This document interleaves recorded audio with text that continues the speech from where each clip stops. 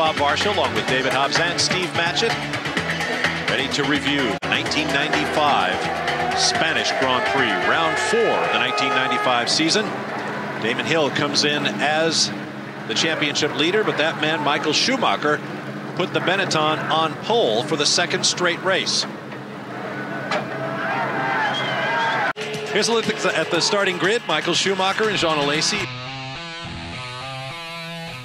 Circuit de Catalunya outside Barcelona, Spain, getting ready for the start of the 1995 Spanish Grand Prix here on Formula One Decade. Michael Schumacher in the Benetton and Jean Alesi's Ferrari on the front row. Red light is on, waiting the green. And there is no green, but the field takes off, no doubt in some confusion. Michael Schumacher moving into the early lead. This long run down to turn 1, the right-hander. The only guy that seemed to be waiting for the green to come on was Coulthard. It's hot, as you can see, the sun's shining. Track temperature probably pretty hot. It was because of that incident and a couple of others later on that the FIA eventually changed the procedure for the start. You think back to races now, of course, there is no green light. We just start the race as the reds go out, and that was the reason for it, to avoid that confusion of waiting for the green. Here's where the track was changed slightly. Back in '94, you can see the change in the pavement. They put an odd-looking chicane there to slow the cars in this run down to the corner known as La Caixa. This again is another long left-hander up this short, sharp hill to Banc de Sabadell, obviously named after Bank. Then you've got these two blindingly fast right-handers which lead back to the start-finish line again. Great piece of racetrack very right here. Fast, yeah, terrific piece of track. Look at the difference in wings between the Benetton and the Ferrari, particularly. Schumacher's car running very little, then pair that to both the Williams and the Ferrari wing. Michael Schumacher already with over a second in hand over Jean Alesi. Well, the problem we had to overcome really in this race is we had a great car, but Ferrari had the horsepower. We had to make up for that deficit. Barcelona is all about handling. The Ferraris have that as well. Those final two corners. This is where the Benetton goes over the Simtek with a bit disrupting. Awesome, and then it goes a lot more extra power, touch under the wing, gets a bit of a draft, easily passing going into the turn 1, the Elf right-hander, which swings into that left-hander straight away. Then the long right-hander called Renault, just starting here. This one really puts some strain on the driver's neck and, of course, to the outside tyres. It's a long corner, very flat. No banking to help you at all, hardly. And very fast. And then to this next right-hander, something starts to go downhill, so this is also tough on those tyres and the driver. Understeering type of corner, as is this one here. Seat corner, left-hander.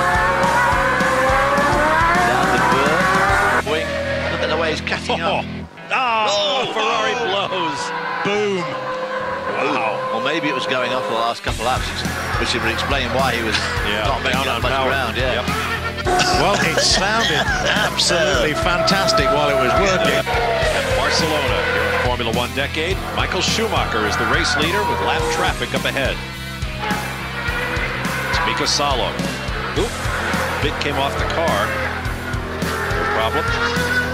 Salo in the Tyrrell Yamaha. Pretty healthy lead Schumacher's got over Damon Hill, his immediate pursuer.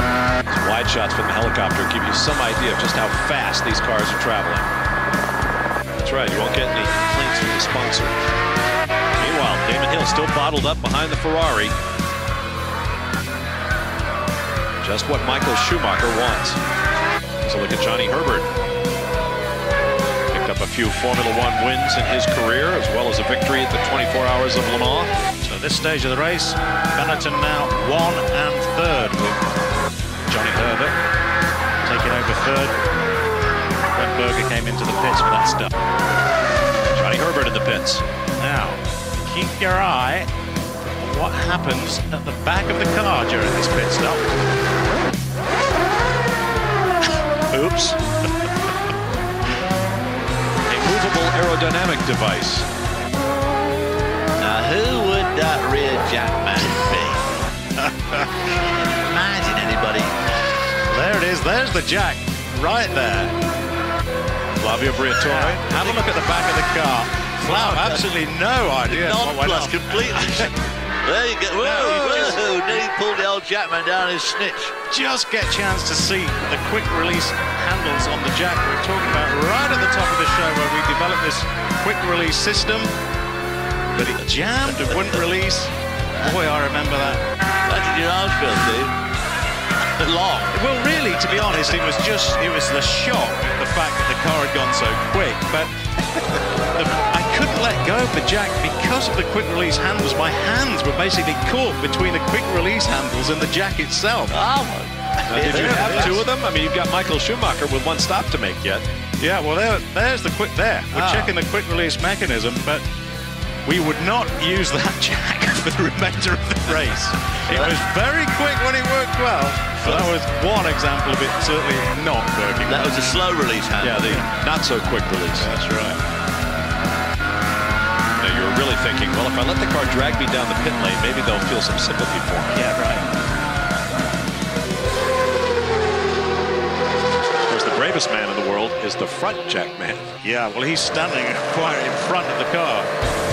You see, that's a standard pit stop Jack we're using, standard pits Jack, I should say. We decided not to risk using that quick release Jack again until we got it back to the factory and checked it out. Meanwhile, there's Michael Schumacher, still in the lead. His pit stops are done. He is clean and green to the finish. Obviously at this stage hoping for no mechanical letdowns or untoward incidents on the track. Kyo Katayama up ahead of the Tyrrell. I always like this paint scheme. You're right, Bob. It was a very attractive car. Look at the white rims and the blue on the rims as well. I mean, I guess a lot of that stems from Benetton and their creative department. They had a lot of input with obviously with the marketing side of the team, but they didn't miss a trick as far as design of the livery went. Of course, Luciano Benetton, a very stylish man. An empire built on style and color. Schumacher putting Katayama another lap down there. Michael Schumacher came into this round of the championship in second place with a victory in the season opener in Brazil. He passes Carl Wendlinger, putting the Sauber a lap down. Ominous sign, and he is done with just a couple of laps to go in the race. And a lot of those hydraulic pump failures were brought about by vibration, that Renault engine, which you guys have worked on hard in the Benetton, right? Yeah, absolutely. At the start of this year, when the rule was introduced to raise the step chassis under tray by 50 mil, there was no room to put any of the ancillaries down underneath the engine, and the teams had to find different mounting points for the hydraulic pumps and all the ancillaries. So we put the hydraulic pump in the middle of the V of the engine. We had problems cooling it, we had problems with the drive belt breaking on the thing, and both Benetton and Williams were working flat out in testing, both with separate projects trying to cure any potential problems with the hydraulics. But I have to say, Benetton did seem to get on top of it, and Williams struggled with it all year long. Michael Schumacher getting around Pierluigi, well, perhaps not, yes. Getting around Pierluigi Martini's Minardi. Well, Pierluigi Martini not making that easy, was he, really, considering he's getting his nose and his front wing end plates awfully close to that tire. Absolutely. That was one thing that Ross Brawn was particularly keen on, and of course it showed now with his success at Ferrari. It was all about reliability. Having the car going quick for a few laps was no use to anybody. Stands to reason, it's obvious in a way, but that was one philosophy of Ross Brawn. It must do the race distance at all costs. Irvine in the Jordan and Martini in the Minardi. 2 to go from Michael Schumacher. Protect that machine. And there again, with these engines, with these nasty vibration periods, you've got to be just a little bit careful how much you do throttle back. Because you could get there, you see the gap now gone up to 23 seconds. This is one of the favored testing tracks of the Formula One teams, and yet mechanical attrition was always a part of this race. Remember, a year earlier, Michael Schumacher ran much of the race stuck in 5th gear and finished 2nd. And of course, in years to come, Mika Hakkinen was going to lead the race till the very last half of the last lap. Yep. Yeah, go out with clutch problems. Clutch problems of some sort, yes. Final lap for for Michael Schumacher, looking for his second victory of the 95 season. Trying to close the 6-point gap to Damon Hill for the championship. Damon Hill, I'm sure, would have been throttling back because of the problems on Coulthard's car. Williams and Renault engineers would have been on the radio to Damon saying, you know, please, please, please take care. Finish second. There's no way you're going to overtake Michael Schumacher. The lead has gone. Try and conserve the car. Look at this massive racetrack. The gap's gone up again from 23 and change to 24.2, so he's pulled out another second on Damon Hill. So Damon must be listening to what you're saying, Stephen, taking it very easy. The track was originally designed to have a railway station built just the other side of the front straightaway from the main grandstand. Somehow it never quite happened. Well, they didn't have a railway there, that's probably why. No tracks? What's the point of a station? You just get right to the heart of it every time, huh? It's just amazing. Well, actually, now the Spanish, I'm surprised they didn't build the railway station. Down the hill one more time for Michael Schumacher. You see all that rolled up rubber on the edge of the road there. Difficult towards the end of the race, got to be careful of that. Now he can afford to back off, wave to the mechanics, and celebrate his second victory of the 95 season. Still waiting for Damon Hill. The gap just got larger and larger in the closing laps.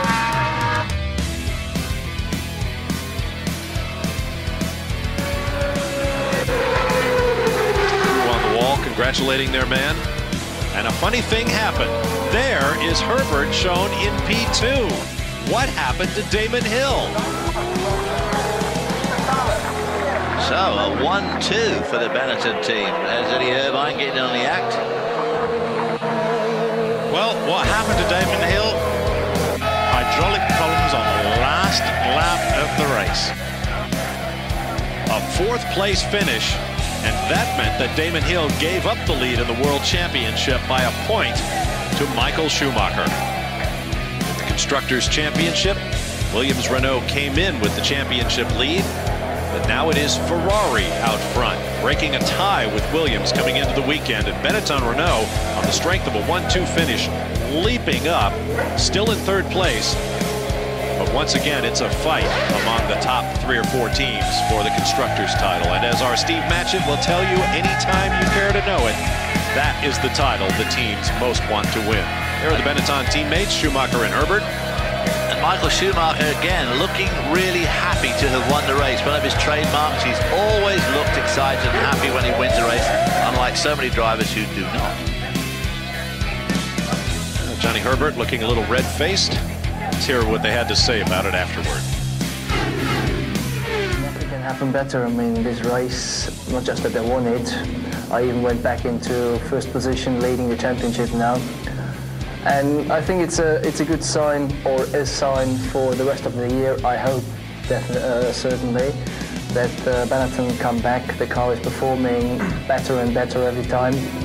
And we are not finished yet. We still have a lot of programs in front of us, a lot of developments, but the car went so smoothly, so perfectly today that I have to make a big compliment to the team. They have had long nights, hard work over the last 3 races, but I think they deserve very much this victory now. Oh, Jerry Berger looking like our cat there, the way he's picking it himself. Johnny Herbert mentioned that podium was a long time coming. He made his debut with the Benetton team in Formula One way back in 1989 on Easter weekend in Rio de Janeiro. Badly crippled by a Formula 3000 crash, he nonetheless, on a blisteringly hot day, came through for 4th place just off the podium in his Formula One debut. Great day then and a great day in '95, back on the podium for Benetton in Spain.